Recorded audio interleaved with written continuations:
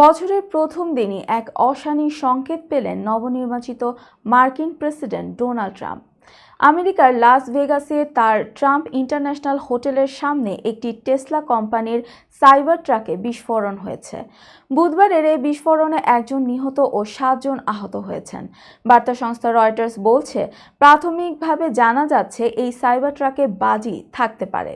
কোনোভাবে গাড়িটিতে আগুন ধরে গেলে সেই বাজি থেকে বিস্ফোরণ হয়। এ ঘটনায় এরই মধ্যে তদন্ত শুরু করেছে এফবিআই। বলা হচ্ছে এটি কোনো সন্ত্রাসী কর্মকাণ্ড। আগামী 20 জানুয়ারি আমেরিকার প্রেসিডেন্ট হিসেবে শপথ নিতে যাচ্ছেন ডোনাল্ড ট্রাম্প। এর আগে এমন ঘটনা বেশ উদ্বেগের। লাস ভেগাসে অবস্থিত এই দ্য ট্রাম্প ইন্টারন্যাশনাল হোটেল তার প্রতিষ্ঠান ট্রাম্প অর্গানাইজেশনের একটি অংশ।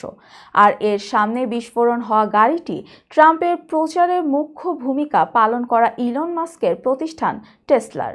প্রাথমিকভাবে এই নিয়ে কিছু বলতে চাননি FBI special agent Jeremy Schwarz. এদিকে ঘটনার পরপরই টেসলার মালিক ইলন মাস্ক জানিয়েছেন, টেসলার সিনিয়র ম্যানেজমেন্ট এই ঘটনা খতিয়ে দেখছে। তিনি সোশ্যাল মিডিয়া পোস্টে লেখেন, আমরা এর আগে কখনো এমন কিছু দেখিনি। এটা একটা সন্ত্রাসবাদী হামলার চেষ্টা ছিল এবং সেই বিষয়টা ধামাচাপা দেওয়ার চেষ্টা হচ্ছে। এফবিআই বলছে তারা গাড়ির চালককে শনাক্ত করতে পেরেছে। ওই লোক কলোরাডো থেকে এটি ভাড়া করেছেন।